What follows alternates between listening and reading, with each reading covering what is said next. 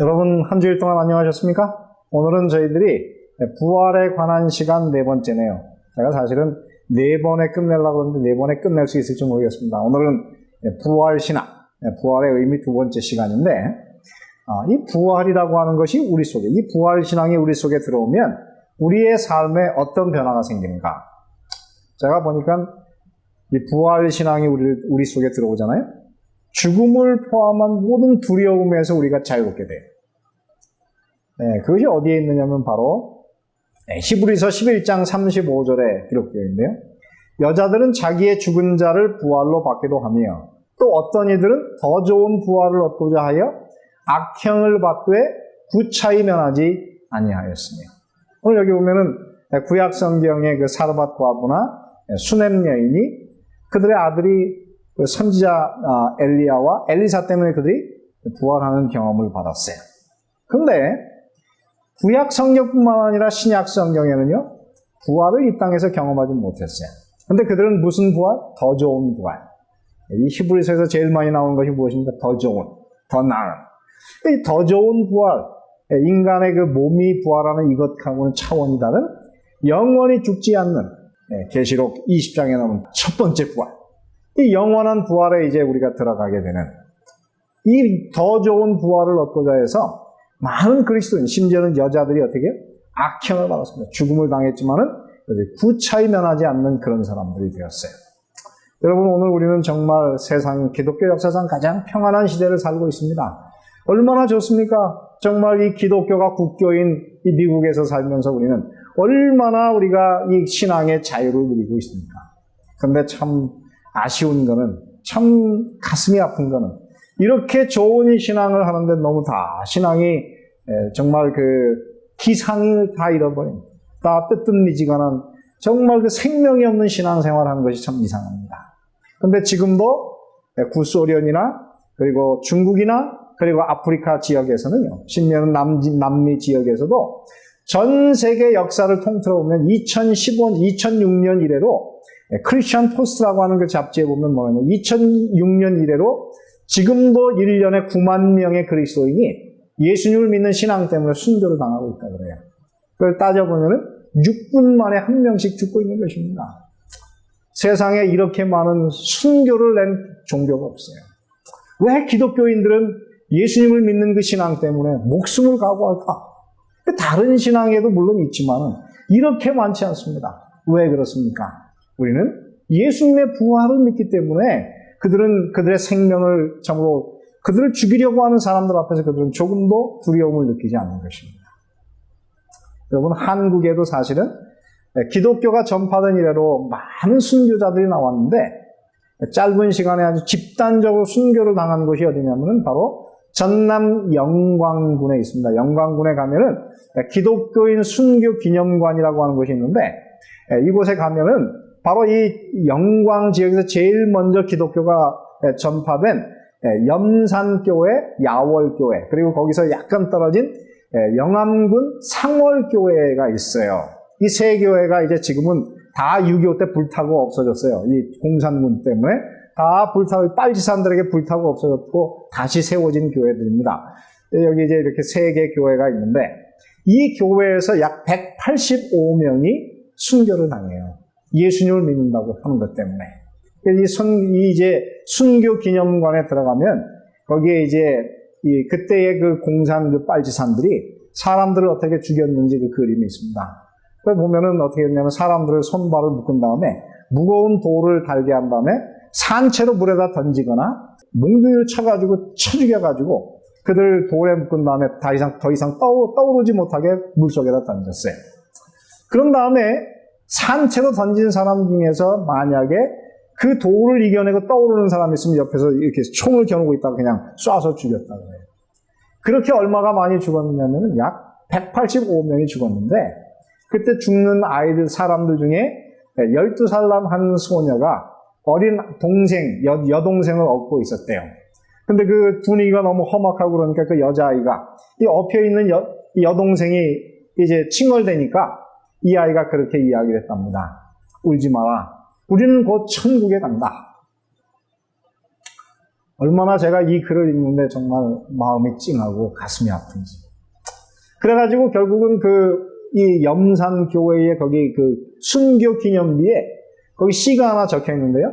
그 시 제목이 뭐냐면 우리는 천국 간다.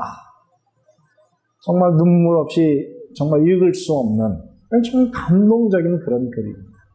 이 염산교회의 3대 목회자가 누구냐면 김방호 목사님이었다고 합니다. 이 목사님에게는 8명의 자녀가 있었는데요. 이제 그 중에서 이 목사님이 원래는 딴 쪽에 피신하고 있었지만은 교회가 그렇게 어렵다는 상황을 들어서 자기가 이럴 수는 없다. 그래서 돌아와가지고 잡혔어요. 그래서 공산군함에 잡혀가지고 이제 거기서 이제 거기서 이제 사형 선고를 받은 다음에 그들을 죽이려고 그러는데 이 짓궂은 공산당들이 뭐라고 했냐면 그 6명의 자녀들, 2명은 사실 잡히지 않았습니다. 6명의 자녀들을 쫙 세워놓은 다음에 뭐라고 그러냐면은 너희들이 만약 너희 아버지 어머니를 돌로 쳐 죽인다면 우리가 너희를 살려주겠다.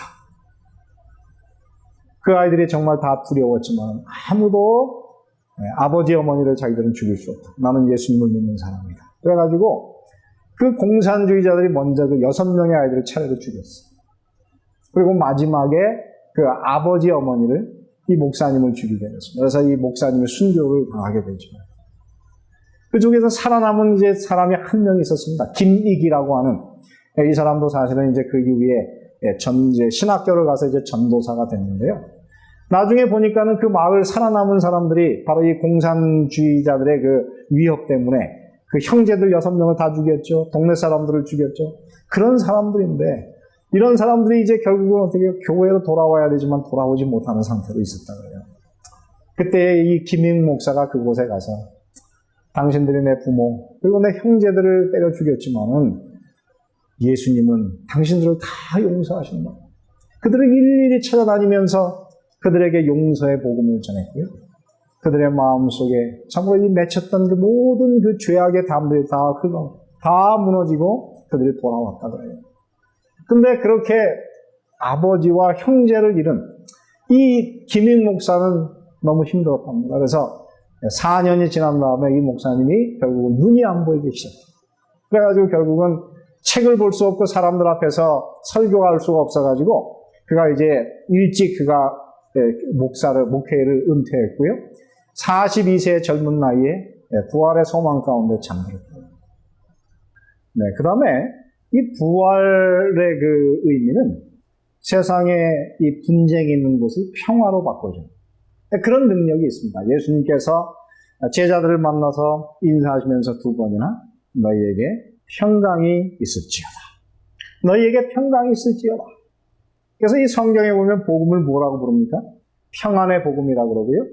하나님을 뭐라고 사도 바울은 불렀냐면 평강의 하나님. 그렇게 부르셨습니다. 그렇습니다. 오늘 이 부활의 신앙이 우리 속에 들어오면 우리는 이 부활의 그 능력 때문에 세상의 이 분쟁 가운데서 평화를 이루려는 그런 능력을 가지게 된 것입니다. 제가 저희 교회에서 이제 요즘에 이 코로나 바이러스 때문에 말이죠. 제가 이제 출근을 하면 어느 날 한 번은 출근을 했더니 하늘에 저희 교회에서 이렇게 보는 하늘에 헬리콥터가 3대가 떠 있었어요. 이렇게 떠 있으면서 그 주변을 계속 맴돌고 있더라고요. 뭐 하나 나중에 뉴스를 봤더니 그때 그 조지 플로이드가 사망한 다음에 미국 전역에서 140개 도시에서 이제 이 흑인들이 시위를 했지 않습니까?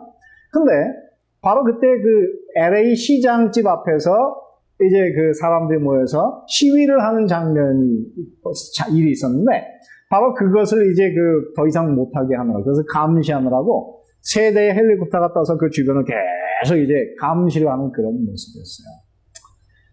그때 저희 LA에 살던 사람들은요, 다 혹시 다시 한번 그 과거에 1992년인가요? LA에 그 흑인 폭동이 일어났던 그런 일들이 또 벌어지지 않을까. 굉장히 긴장을 했는데, 이번에는 그런 일은 벌어지지 않았습니다.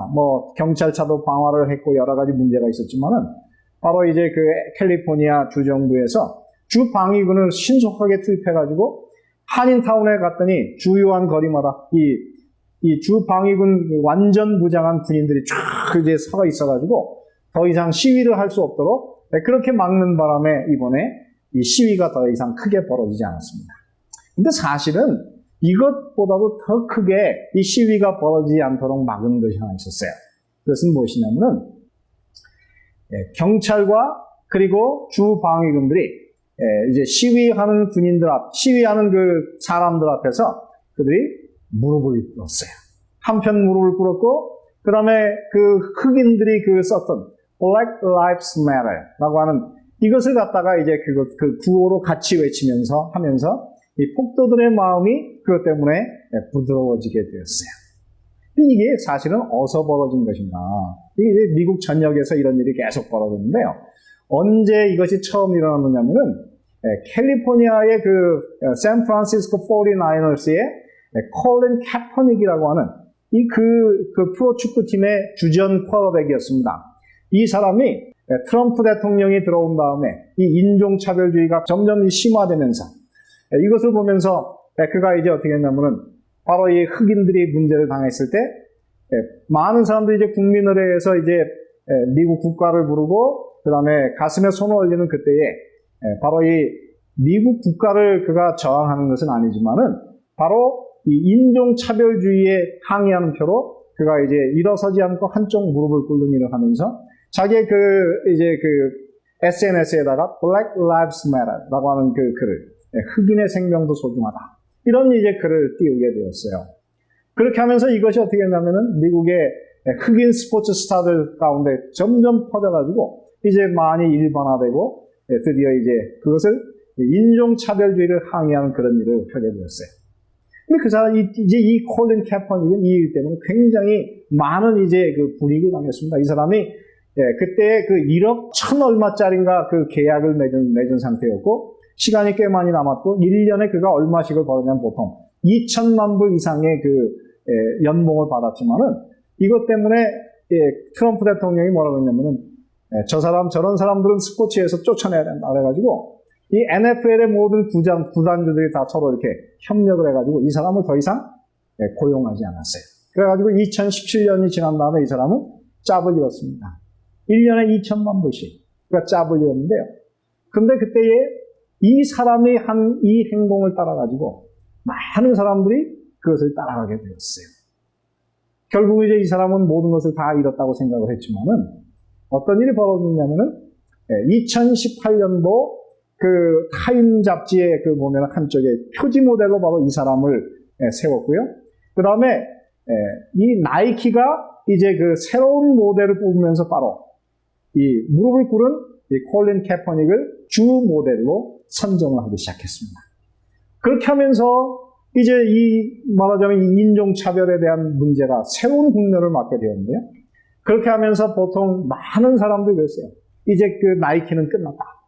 나이키가 보통 이제 백인들에게 많은 사랑을 받았는데, 이제 더 이상 나이키는 미국에서 장사를 할 수가 없을 것이다. 그랬는데, 놀라운 거는 그 결과로 인해가지고 이 콜린 캐퍼닉을 이제 모델로 한 다음에 그 해에 1년에 30% 이상 이 사업이 더 성장을 하게 되었어요. 보통 1년에 12% 성장을 하지만 이것은 30% 성장하는 굉장한 일이 벌어졌어요. 그러면서 그때 이제 사진 가운데 이제 나이키가 사진을 하는데 바로 이 콜린 캐퍼닉을 이제 주요 모델로 한 사진을 찍으면서 그 가운데 이렇게 글을 썼습니다. Believe in something even though it means sacrificing everything. 모든 것을 희생하는 한이 있어도 신념을 가져라. 그렇게 글을 썼어요. 근데 어떤 사람이 이것을 따가지고 예수님의 십자가 달리신 예수님을 그곳에다가 딱 한 다음에 똑같은 글을 썼습니다. 모든 것을 희생하는 한이 있어도 신념을 가지라. 바로 이 콜린 캐퍼닉이 따라온 그것이 무엇인가? 그가 모든 것을 잃었지만은 그는 조금도 굴하지 않고 자기의 이익을 던져서 흑인들의 권익을 위해서 그가 자기의 생명을 던질 수 있었던 비결은 무엇인가? 그것은 바로 십자가에서 인류의 죄를 위해서 자기의 생명을 내어 던지신 바로 신념을 위해서 모든 것을 잃어버릴 각오를 한 바로 예수님의 길을 따라가고 있다고 하는 것입니다. 왜 그렇습니까? 예수님은 그는 이 하나님 안에서 그가 부활을 확신했기 때문에 생명을 던질 수가 있었습니다. 그렇습니다. 예수님을 믿는다고 하는 것은, 부활을 믿는다고 하는 것은 우리의 신념을 위해서 우리가 모든 것을 던질 수 있는 그런 용기 있는 삶을 살아가는 것을 말하는 것입니다. 오늘 여러분 이 말씀 가운데에서 우리도 신념을 위해서, 우리의 신앙을 위해서, 우리의 믿는 바를 위해서 우리의 모든 것을 던질 수 있는 그런 부활의 신앙 가운데서 살게 되시길 바라면서 오늘 말씀을 마치겠습니다.